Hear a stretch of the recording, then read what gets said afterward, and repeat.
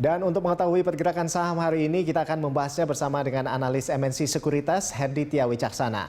Iya, Mas Didit, IHSG kemarin berhasil kembali tembus di level 5.700. Nah, pagi ini IHSG juga dibuka di zona hijau ya. Nah, ini prediksi Anda untuk IHSG sepanjang hari ini bakal seperti apa nih, Mas?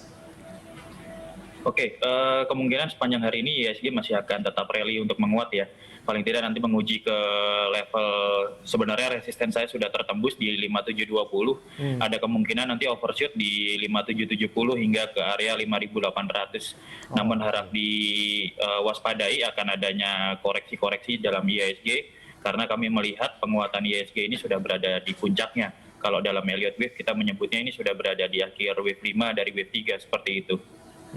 Jadi ada potensi sampai 5.800 begitu ya, Mas? Betul. Baik. Nah, IHSG akan bergerak di support resistance berapa jadinya?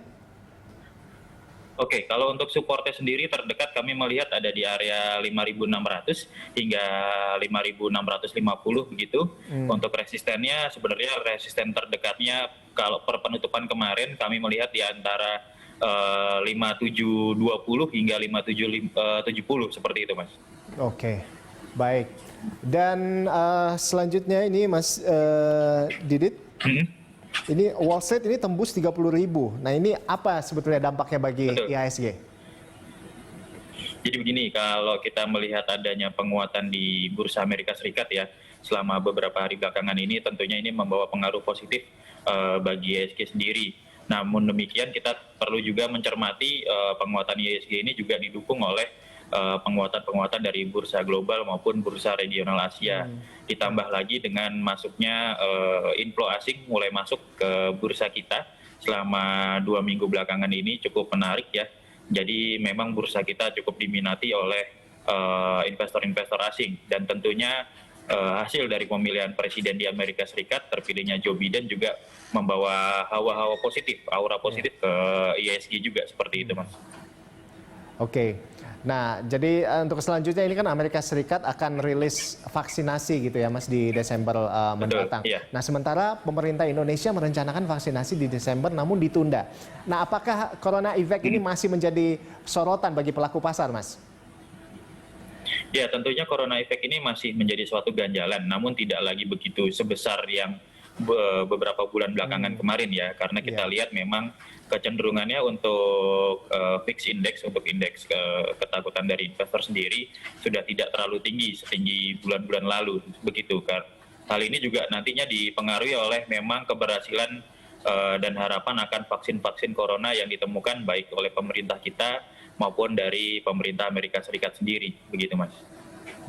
Jadi memang tetap vaksin ini menjadi salah satu faktor pendukung utama begitu ya, Mas ya. Betul. Dan selanjutnya betul sekali.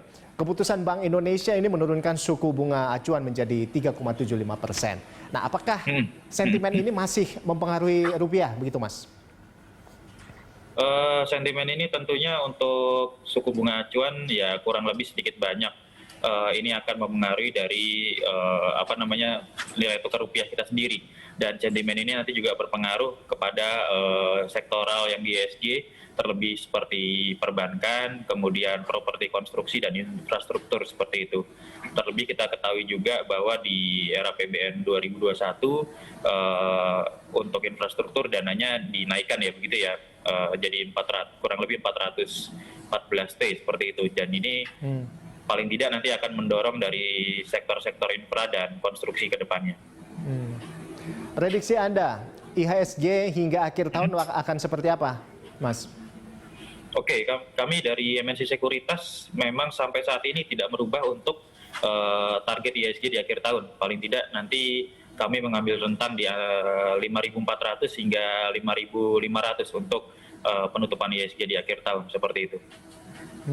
Nah, tadi kan kata Mas Didit saham infrastruktur kan naik nih sampai berapa tadi 400 triliun ya. Nah, ini apakah untuk anggarannya saham infrastruktur saat ini bagaimana? Apakah bisa dikoleksi atau bagaimana, Mas?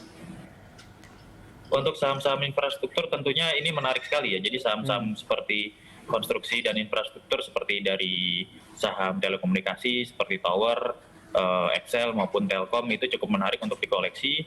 Kemudian dari saham-saham seperti Jasa Marga, kemudian Pegas itu juga menarik untuk dikoleksi. Dan satu hal lainnya, saham seperti sebenarnya dari MNC sendiri hari ini kita ada stock pick gitu, United Tractor ya, UNTR, dan Bank Rakyat Indonesia BRI menjadi dua stock pick kami yang cukup menarik untuk diperhatikan ke depannya. Oke, baik. Lalu selanjutnya kalau gitu ada sektor apa saja nih Mas yang dapat menjadi penopang untuk IHSG? Penopang IHSG tentunya terbesar memang di sektor perbankan ya. Dan kita melihat big bank seperti BRI itu masih cukup menarik, BRI, BNI itu masih menarik untuk dikoleksi.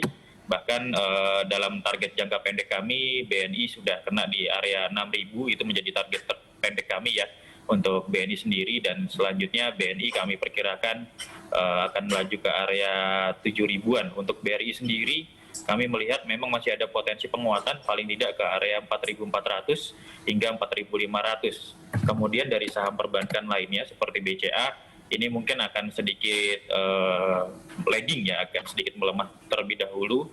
Namun target kami untuk BCA ada di area 35.000 terlebih dahulu, seperti itu Mas. Baik, Mas, ini kan harga komoditas ini kan naik gitu ya, mulai naik. Nah ini saham apa nih dari sektor komoditas yang perlu diperhatikan ini kalau gitu? Oke, kalau dari sektor komoditas sendiri kami masih melihat dari sektor batubara ya, seperti dari Adaro, PTBA itu masih menarik untuk diperhatikan. Adaro, PTBA itu masih menjadi stok pick pilihan kami juga masih melihat seperti itu. Kemudian dari sektor pertambangan lainnya seperti Inco, dalam jangka panjang itu juga masih menarik untuk diperhatikan ke depannya, karena memang kita tahu sendiri bahwa Joe Biden itu kan electric vehicle ya, dan green energy seperti itu. Jadi memang nikel ini juga terangkat dan untuk pembuatan dari electric vehicle sendiri.